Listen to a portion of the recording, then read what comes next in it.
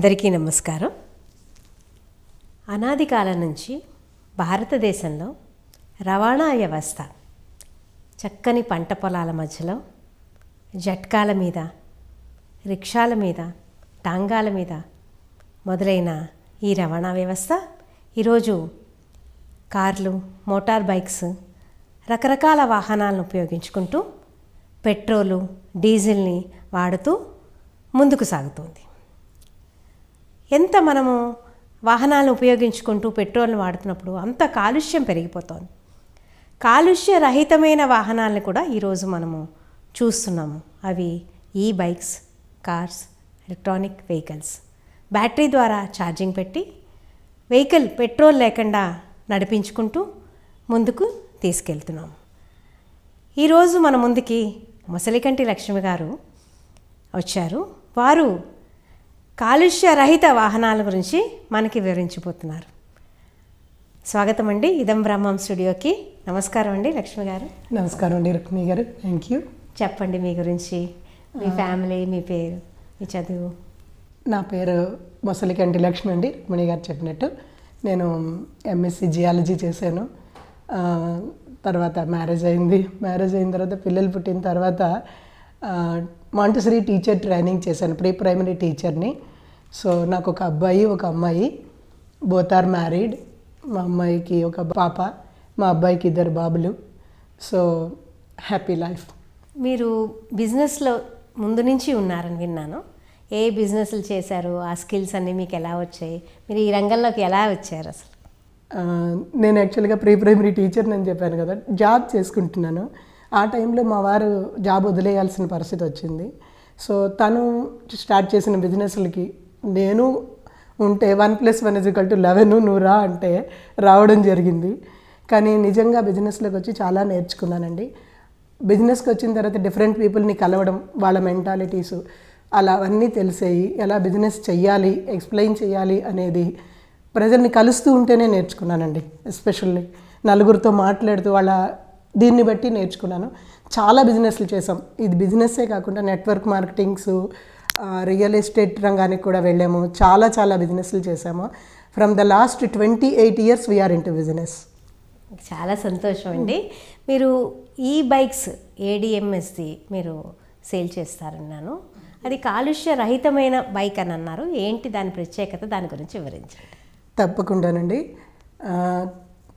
Main ఈ బిజినెస్లోకి రావడానికే ఉద్దేశం అదండి. ఎందుకంటే కాలుష్య రహిత వాహనం, ఎలక్ట్రిక్ వెహికల్, పొల్యూషన్ నుంచి ఎంతో డ్యామేజ్ అవుతున్నది మనకి తెలుసు. పర్సనల్గా చాలా ప్రాబ్లం ఫేస్ చేస్తున్నాము, సిచ్యుయేషనల్గా చాలా ప్రాబ్లం ఫేస్ చేస్తున్నాము.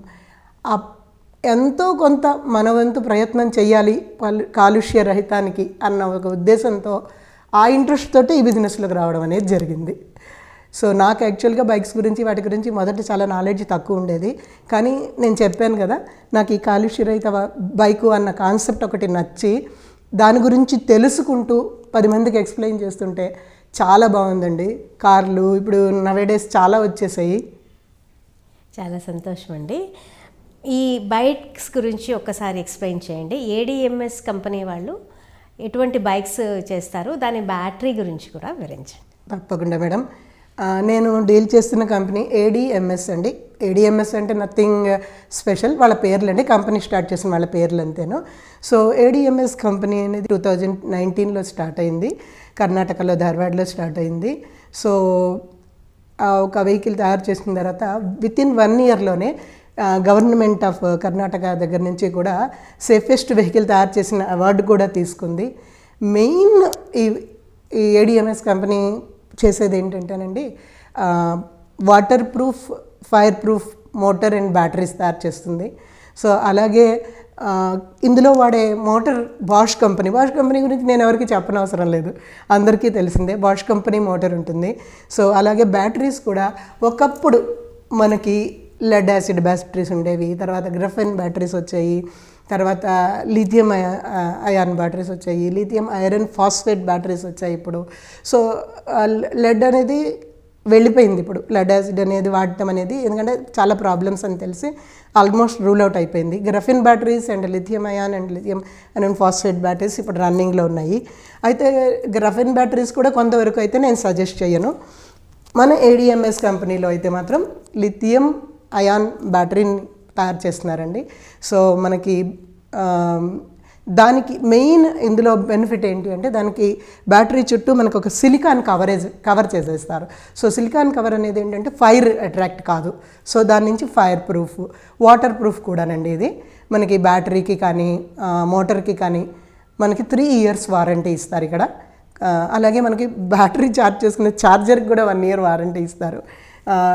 ఇట్ ఇస్ అన్ మంచి బెనిఫిట్స్ ఉన్న బైక్ అండి.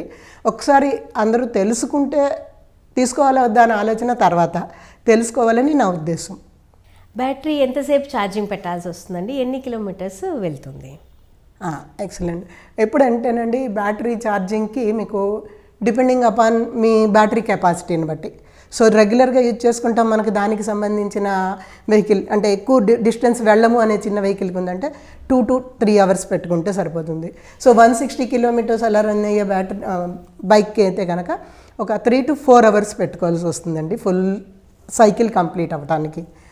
సో దానికి మీకు ఖర్చు ఒక 12 to 15 rupees మ్యాక్సిమం 20 rupees ఖర్చు అవుతుంది. ఇప్పుడు స్టూడెంట్స్కి, యంగ్స్టర్స్కి ఎలాంటి బైక్స్ ప్రిఫర్ చేస్తారు ఇందులో? డెఫినెట్గానండి డిఫరెంట్ వెహికల్స్ ఉన్నాయి. అంటే స్టూడెంట్స్కి జనరల్గా హౌస్ వైఫ్స్కి, స్టూడెంట్స్కి ఇలాంటి వాళ్ళకి ఏంటంటే ఎక్కువ యూసేజ్ ఉండదు, కాలేజ్ వరకు వెళ్ళడం లేదా వాళ్ళ ఇన్స్టిట్యూట్కి వెళ్ళి రావడం. సో దానికి సంబంధించినటువంటి వెహికల్స్ ఉన్నాయి. సో దాని మైలేజ్ వాటిని బట్టి ఉంటుంది. సో అలాగే బిజినెస్ పీపుల్ ఉన్నారు, ఎక్కువగా బయట తిరుగుతూ ఉంటారు.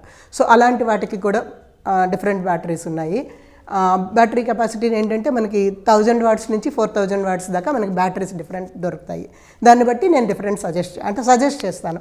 నేను జనరల్గా వాళ్ళ నీడ్ కనుక్కుంటాను. ఫస్ట్ వాళ్ళ నీడ్ కనుక్కొని వాళ్ళ నీడ్ని బట్టి నేను వెహికల్ ఏది ఇవ్వాలి అనేది సజెస్ట్ చేస్తాను. లాంగ్ రన్ వెళ్ళాలనుకున్న వాళ్ళకి మీరు ఎలాంటి వెహికల్స్ మీ దగ్గర ఉంటాయా? డెఫినెట్గా ఉంటాయండి. ప్యాంథమ్ అని ఉంది దీంట్లోని. It is a wonderful vehicle. మీకు ఒకటి కాస్ట్ చూడటానికి మీకు ఇమీడియట్గా ఏంటంటే కాస్ట్ మనీ పెట్టాము అనే ఒక ఫీలింగ్ ఉంటుంది, కానీ మీకు మంత్లీ ఎక్స్పెండిచర్ ఉండదు. 3 to 4 hours ఛార్జ్ పెట్టుకోవడానికి ఒక 20 rupees ఖర్చు అవుతుంది. That means 600, 20 rupees into 30 days. మీరు ఒకే రోజు ఫుల్ ఛార్జ్ వాడేస్తే కనుక 30 days పెట్టుకుంటున్నారు అనుకుంటే కనుక 600 అవుతుంది. సో 600 కూడా దట్ దాని హయ్యర్ సైడ్ చెప్తున్నాను. మీరు వాడనప్పుడు యూ కెన్ స్టాప్ MCB. మీకు మెయిన్ స్విచ్ ఏదైతే ఉంటుందో ఆపేస్తే డిశ్చార్జ్ అవ్వకుండా ఉంటుంది, బ్యాటరీ ఎక్కువ రోజులు వస్తుంది. బ్యాటరీ కెపాసిటీ కూడా ఇంక్రీజ్ అవుతుంది, లైఫ్ స్పాన్ ఇంక్రీజ్ అవుతుంది మీకు అలా చేయడం వల్ల.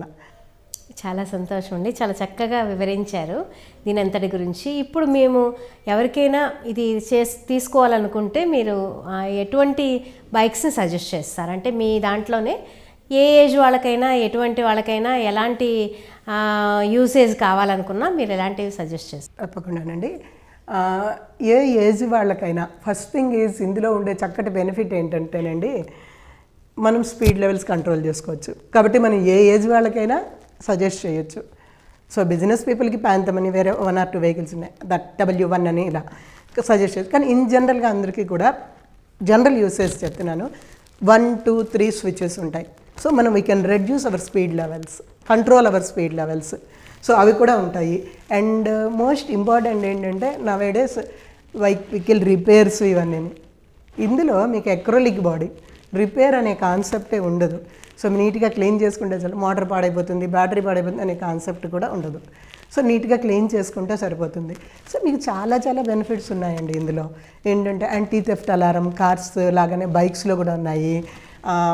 యాంటీ రివర్స్ గేర్ అనేది, అంటే రివర్స్ గేర్ ఒక్కొక్కసారి అవసరం పడుతుంది లేడీస్ ఎస్పెషల్లీ హ్యాండిల్ చేసేటప్పుడు ఒక్కొక్కసారి. సో రివర్స్ గేర్ అనేది ఉంటుంది. అలాగే హ్యాండిలింగ్ ఈజీ. మంత్లీ ఎక్స్పెండిచర్ మీకు నెగ్లిజిబుల్ అనే చెప్పాలి, 0 అనే చెప్పాలి. సో ఫర్ దట్ మీకు అన్ని రేంజ్ల వాళ్ళకి కూడా ఈ వెహికల్స్ ఇవ్వచ్చు. స్టూడెంట్స్కి, లేడీస్కి, ఇలాంటి వాటి అందరికీ కూడా ఈ డిఫరెంట్ రేంజెస్ అన్ని వెహికల్స్ కూడా వాళ్ళ ఇష్టాన్ని బట్టి ఇవ్వచ్చు.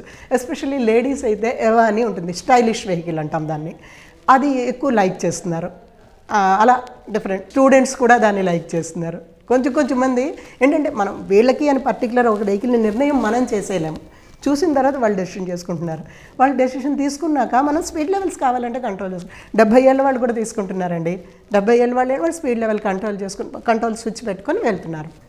మీ భవిష్యత్ ప్రణాళికలు ఏంటి? ఇది ఎలాగా ఇంప్రూవ్ చేసుకుందాం అనుకుంటున్నారు? ఏంటి, ఎంతమందికి ఇంకా కాలుష్య రహితమైన వెహికల్స్ని అందించాలనుకుంటున్నారు? నాకు చాలా ఇష్టమైన క్వశ్చన్ అడిగారు. ఎందుకంటే ఎంతమందికి అమ్ముతాను, ఎంతమందికి చెప్తానని కాదు. నా మెయిన్ మోటో ఏంటి అంటే అట్లీస్ట్ ఎక్కువ మందికి అవేర్నెస్ క్రియేట్ చేయాలి. పొల్యూషన్ వలన వచ్చే ప్రాబ్లమ్స్ వాటి అవేర్నెస్ క్రియేట్ చేయాలి. వెహికల్ యూసేజ్ ఫీచర్స్ అన్నీ ఎక్కువ మందికి తీసుకెళ్ళగలగాలి. నేను ఒక టార్గెటెడ్గా పెట్టుకొని చేస్తున్నాను. అట్లీస్ట్ రోజుకు ఒక 5 మెంబర్స్కైనా ఈ కాన్సెప్ట్ ఏంటి అనేది ఎక్స్ప్లెయిన్ చేయాలి. తీసుకుంటారా తీసుకోరా దేర్ చాయిస్.